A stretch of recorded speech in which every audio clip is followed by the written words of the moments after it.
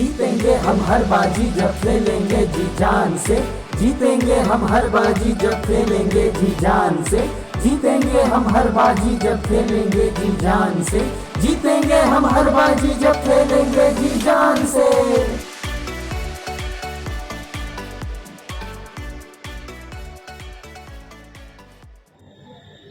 दोस्तों नमस्कार।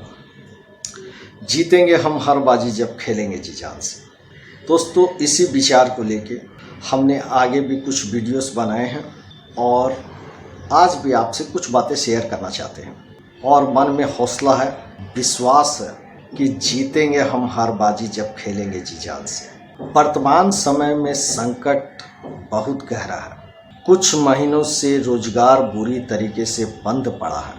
रोज कमाने वाले की हालात बहुत ही कष्टदायक है। ऐसे समय में घर चलाने वाले मुखिया की चिंता बहुत बड़ी हो जाती है। बच्चे और परिवार के सभी सदस्यों की रोजमर्रा की जिंदगी की जरूरतें और कोरोना जैसी महामारी का बचाव करना एक बड़ा चैलेंज बन जाता है। नगद के रास्ते सब बंद हैं।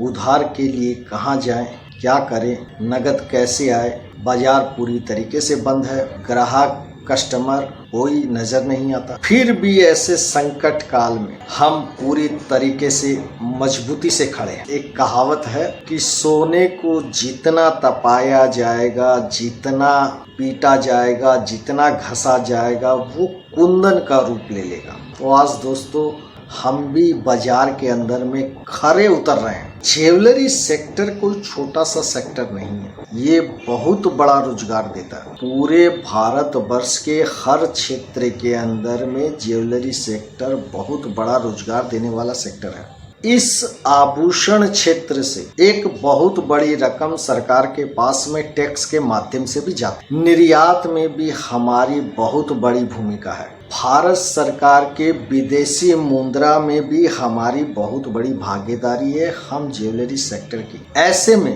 केंद्र सरकार और राज्य सरकार को एक चिंतन की जरूरत है। कृषि के बाद में हम शिल्पकारों के विकास के लिए भारत सरकार, केंद्र सरकार और राज्य सरकार को इस पे विचार करना चाहिए, इस पे चिंतन करना चाहिए। इसके लिए हमारे संगठन के द्वारा कई प्रयास भी हुए।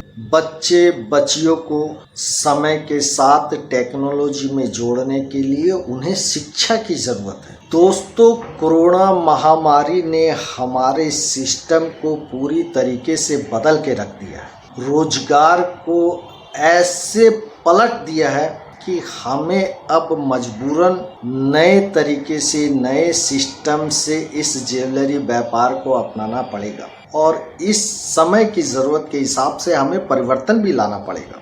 ये कोरोना महामारी ने हमें टेक्नोलॉजी का रास्ता दिया और हमारे रोजगार की दिशा चेंज कर दी। ई मार्केटिंग जैसे प्लेटफार्मों को हमें अपनाना पड़ेगा और उसकी हमें ज़रूरत भी है। समय के साथ परिवर्तन की आवश्यकता है और इसे हमें समझना भी है और समझने की ज़रूरत भी है। दोस्तों आभूषण क्षेत्र के अंदर में बदलाव को हमने लगातार देखा भी है और समझा भी है। आपको याद होगा हर मोहल्ले की गली नुक्कड़ के ऊपर में टेलीफोन पीसीओ हुआ करते थे। फिर 1100 जैसे मोबाइल आ गए, उसे हमने अपनाया। अब एंड्रॉइड जैसे फ़ोन आए हैं, उसे भी हमने अपनाए हैं। मगर दोस्तों कभी आपने चिंता की है कि इतनी टेक्नोलॉजी बढ़ने के बावजूद भी हमने अपने व्यापार को अपने पूर्वजों की तरह, अपने बाप दादाओं की सिस्टम के तरह ही चलाया है। टेक्नोलॉजी को व्यापार में नहीं लाए। परिवर्तन इतना आया है, टेक्नोलॉजी इतनी आई है, व्यापार में भी आई है, हर क्षेत्र हर श्रेणी में आई है। छोटी सी छोटी चीज़ों से लेके बड़ी बड़ी कंपनियों के अंदर में भी टेक्नोलॉजी आई, मगर हमने उसे कभी अपनाया नहीं, हमारे व्यापार में नहीं अपनाया। बड़े बड़े मोबाइल आ गए, उसे हमने यूज किया, उस टेक्नोलॉजी का हमने लाभ लिया। फेसबुक, व्हाट्सएप जैसी सोशल मीडिया से जुड़े हैं, मगर हमारे व्यापार का सिस्टम वही पुराने धरे और पुराने तरीके से ही चल रहा है। क्या दोस्तों व्यापार में ज़रूरत नहीं है टेक्नोलॉजी की? या हमें नहीं अपनाना चाहिए? ग्राहकों का तरीका और सिस्टम चेंज हुआ है, उनके विचार बदले हैं, उनकी परचेजिंग का तरीका बदला है, ब्रांड का महत्व बढ़ा है, पारदर्शिता की जरूरत महसूस हुई है। कुछ चीजें तो सरकार ने भी समझी है तो उन्होंने हॉलमार्किंग अनिवार्य कर दिया है। वैसे ही दोस्तों, नए युवा की सोच बदली है और इस बदलते माहौल के हिसाब से हमें भी व्यापार करना पड़ेगा। इसके लिए हमारे पीछे एपिसोड के अंदर में ब्रांड क्या होता है या ब्रांड किस तरीके से करना चाहिए या हमें किस सोच से चलना चाहिए, ये हमारे पिछले एपिसोड के अंदर में उमेश जी ने आपको बहुत बेहतर तरीके से समझाया। उसके बावजूद भी उन्होंने कहा है कि कहीं आप अटकते हैं, आप हमारे संगठन से बात कर सकते हैं, विचार कर सकते हैं, हमसे राय ले सकते हैं, कहीं कुछ कमी होगी तो हम सुधारेंगे, या बहुत सी चीज़ें आपसे भी हमें सीखने मिलेगी।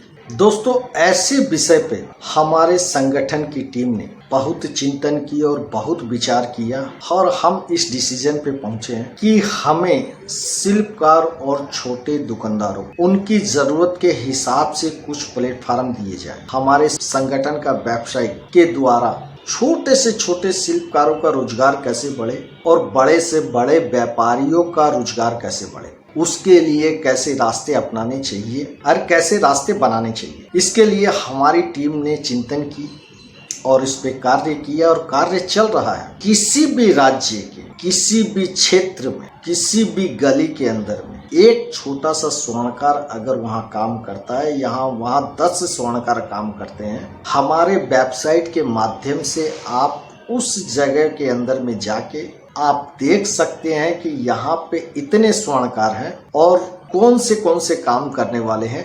आप उससे सीधा जाके संपर्क कर सकते हैं और अपना काम करवा सकते हैं। कौन से राज्य के अंदर में कौन सी गली में कौन सा होलसेलर है, कौन ऐसा रिटेलर है जो हॉलमार्किंग ज्वेलरी बेचता है, कौन हमारे ज्वेलरी की रिपेयरिंग कर सकता है, कौन व्यक्ति के हाथ में कितना बड़ा हुनर है, उसकी कारीगरी की परख, उसकी बेहतरीन कारीगरी की चर्चा, आप सीधे उनसे संपर्क कर सकते हैं, उनसे काम करवा सकते हैं, आप उसे रोजगार दे भी सकते हैं और आप अपना रोजगार बढ़ा भी सकते हैं। ग्राहकों को बेहतर माल मिले, बेहतर डिजाइन मिले, वो 10 जगह जाके अपनी चीज़ों को देख सके, समझ सके। इसके लिए हमने एक साइट की तैयारी की है और उसमें आधा वर्क हो चुका है, कुछ चालू है, जल्द आपके सामने वो चीज़ लेके आएंगे। दोस्तों, हमने ई मार्केटिंग का भी एक सिस्टम हमारी वेबसाइट से लागू किया है। हर व्यक्ति की